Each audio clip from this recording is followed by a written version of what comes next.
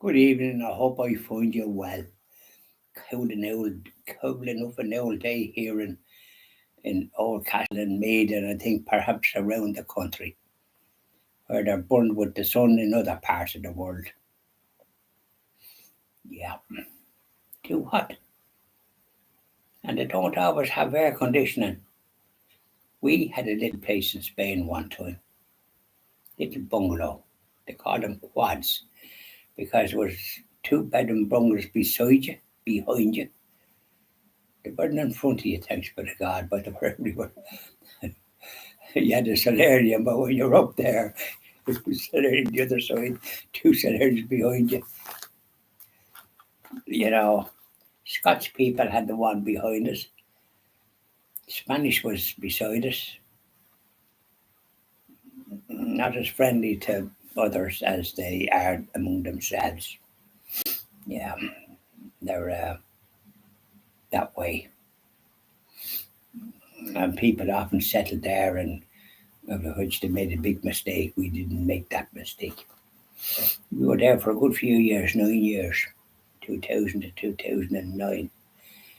Anyway, what am I saying about that? Yes, I visited Newry yesterday, and I wanted to see this cross. There was a little program on EWTN about the parish priest in Newry, and he was interviewed.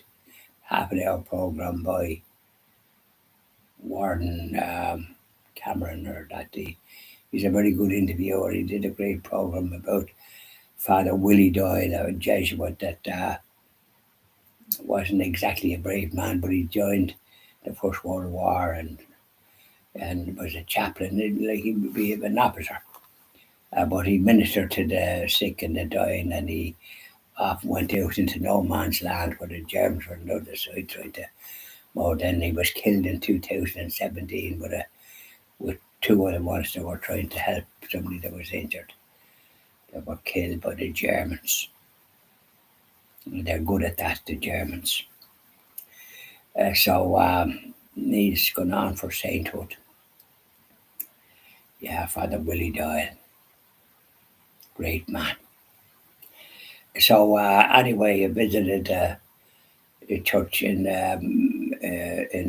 Newry, and the first one was the cathedral, fine building, and somebody was playing the organ as I went in. Perhaps they were expecting me. I'm really joking.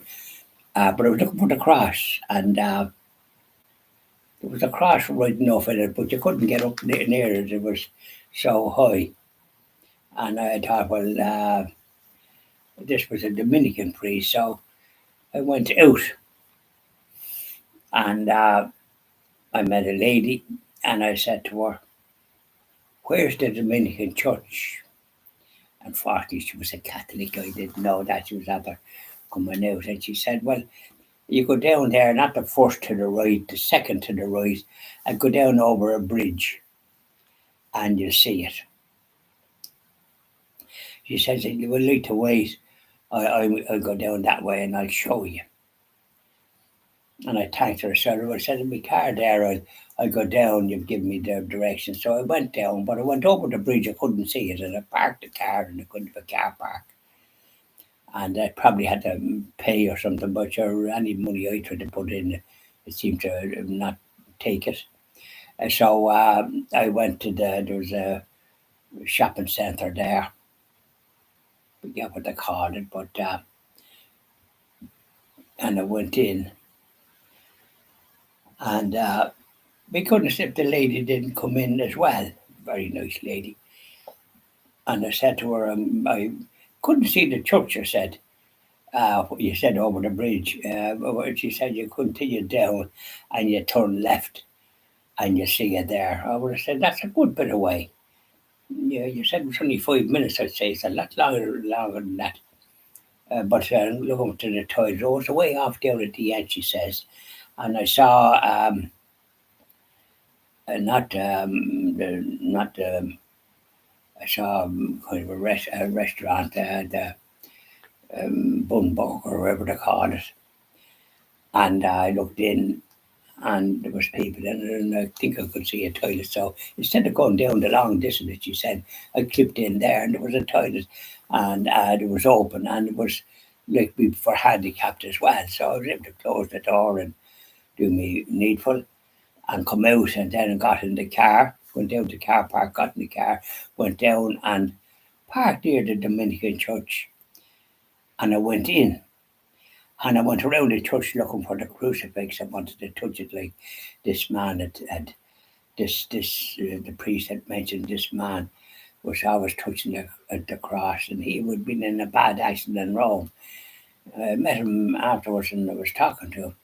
He was going up to the Dominican Church in Dominic Street in Dublin shortly after I was talking to him, and I gave him my card, and he saw me address in Oldcastle. It's on the card and the Christian TV and that. So, and I put my proper Gmail on it. I have a Hotmail, but I don't particularly like it.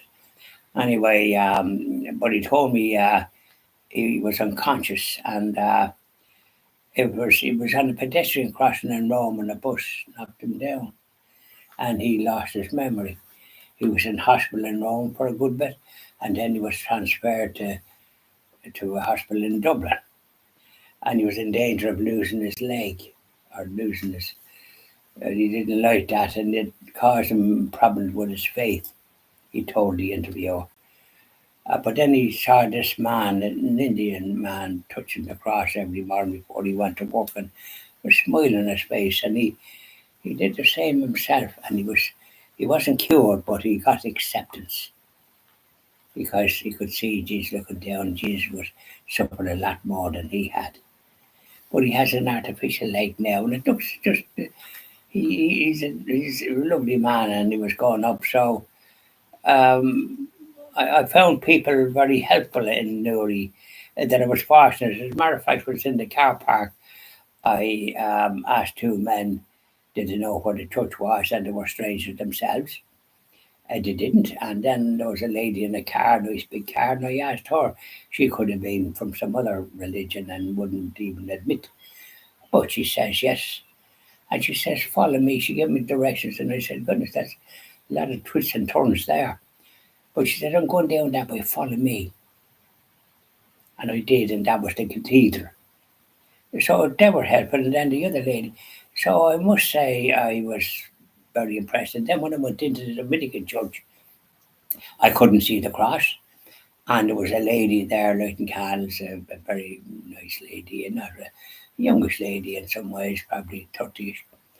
And I said to her, I saw EWTN and I didn't see the cross in the church. And she said, well, I'll bring you and she showed me this St. Martin de Porres. She said it's a very great, you can get gifts from putting a petition here and that. And I said, well, I hadn't got my mobile phone with me, so I couldn't do anything, take a picture or nothing. And she showed me then where there was exposition of the Blessed Sacrament in a small church chapel, and it's on until about 6 or 7 or 8 in the evening, all day. So there was somebody in there playing it. So it's a beautiful church, and they have confessions as well on a Saturday from 12 to 1, and then from 4 to 5 in the evening. So that's great because a lot of churches don't have it. So I had an interesting day, an interesting day. And I found I was looking for it. So the priest told me the statue is in Dominic Street in there in the church where he was going. So I'll be visiting that in due course to touch the feet of our Saviour, because I think there's great graces to be had from it. And he was cured, and he has great acceptance. He was from RD, the lovely family in RD. And he has a brother in the Garda. And I said, oh, my father's in the Garda. His brother's an inspector. So he's marching up the tree. He might be a superintendent one of the days. So there we are. We'll leave it at that now. So I could go on a bit further. I might say a bit more about it later, tomorrow, please God. Bye.